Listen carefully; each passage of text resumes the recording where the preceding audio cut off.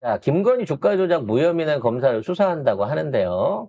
일단 민주당이 발의해놓고 있던 법 왜곡죄 요거 이제 본격적으로 나오기 전에 지금 민주당 안에서는 6대 사건에 관련해가지고 6가지 사건에 돼가지고 법 왜곡죄 이전에 특검을 하든 진상규명을 하든 특위를 설치해야 된다라고 하는 내용이 나오고 있어서 요거 속보로 먼저 알려드리고 진행을 하도록 하겠습니다.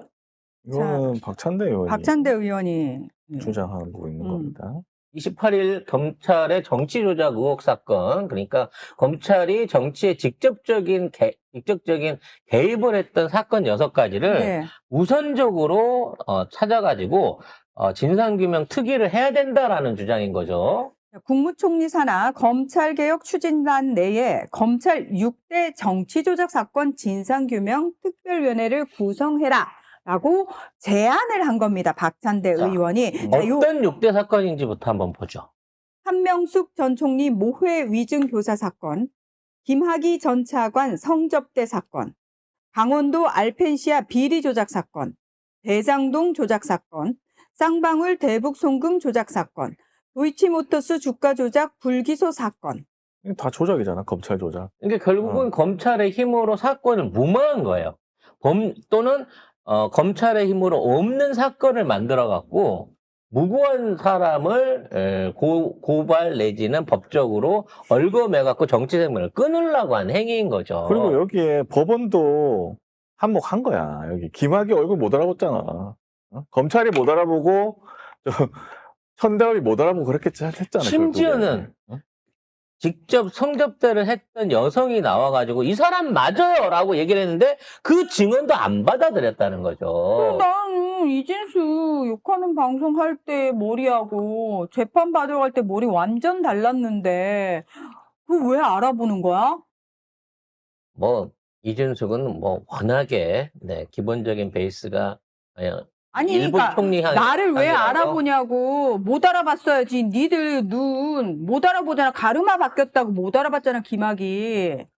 아무튼 요 6대 사건에 대해서 진상조사 특위를 하자고 지금 제안이 나온 겁니다. 해야 될 게 오직 그거 6대 사건만 있겠습니까만은 너무 많아. 요게 사실은 현재 지지부진하고 있는 김건희 특검 안에서 다뤄줘야 될, 또는 내란 특검 안에서 추가로 다뤄줘야 될 내용들인 거거든요. 그래서 인지수사 또는 확대 수사를 통해서 이거를 확대해서 특검으로 추가로 조사를 들어가든지 아니면 개별적인 특검을 따로 진행을 하든지 해야 된다.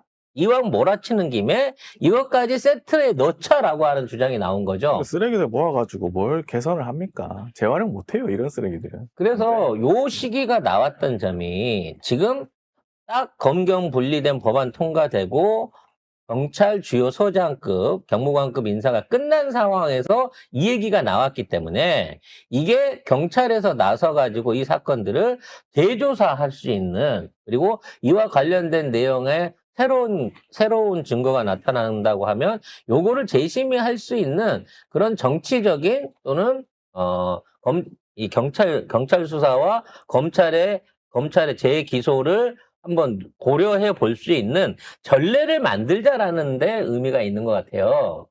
그래서 지금 특검팀도 주가 조작 무혐의를 냈던 당시 검사들에 대해서 조사에 착수했다고 합니다. 네. 자, 2024년 10월 검찰은 김건희의 주가 조작에 대해서 무혐의 처분을 내렸죠. 당시 주가 조작 주범들은 이미 2심에서 실형 선고를 받은 상태였습니다. 현재는 그것과 관련해서 특검이 김건희를 기소를 해서 재판 진행 중에 있습니다.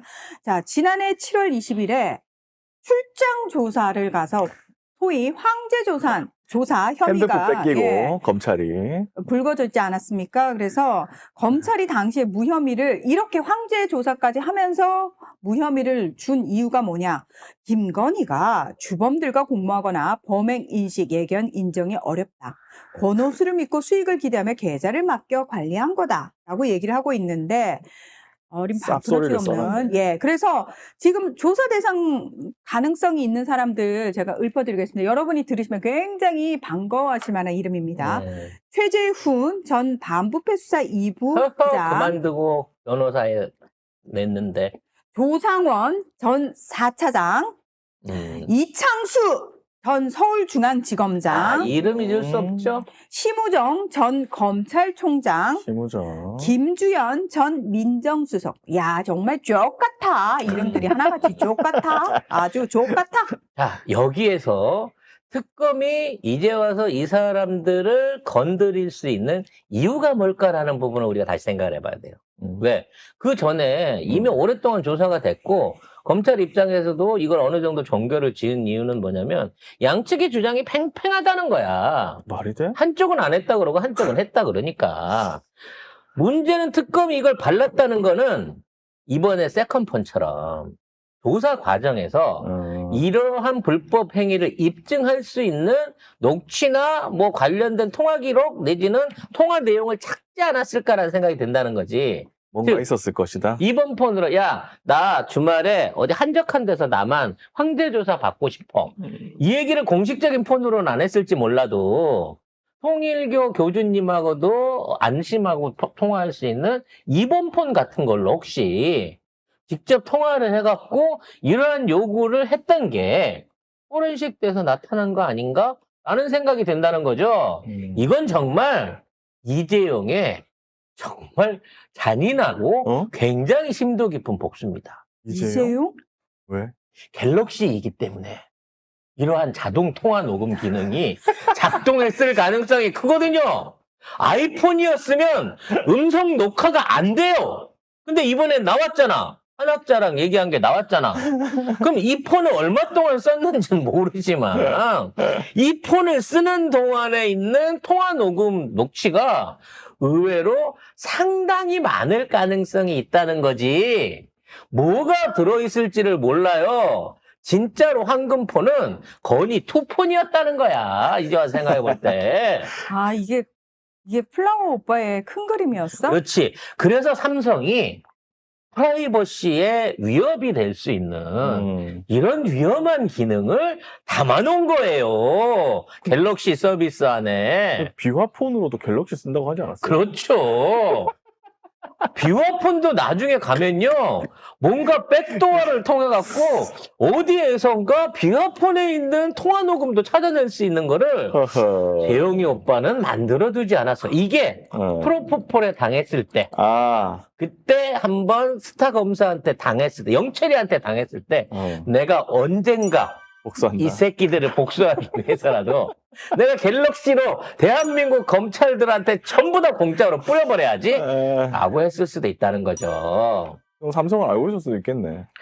나는 분명히 백도어가 있을 것 같아요. 삼성에 왠지 삼성이 검사들한테 뿌린 모든 전화기의 기록이 다 있을 것 같은 느낌이. 이제 삼성이 검사세요? 아니 그러면 단말기 공짜 이렇게 좀 나눠주진 않았을까라는 생각도 근데 해봅니다. 이재용이 실제로 기자들 만나도 아이폰 쓰는 사람 있으면 왜 아이폰 쓰냐고 내 거 가져가라고 하면서 트렁크에서 막 준대요. 갤럭시 준대요. 만나면 이거 최신형 바로 폰을 준대. 그냥 뭐 명함 돌리듯이 돌린답니다. 그래서 자기 딸도 아이폰을 쓰는구나. 아빠가 다 보고 있을 가능성이 있는 거죠.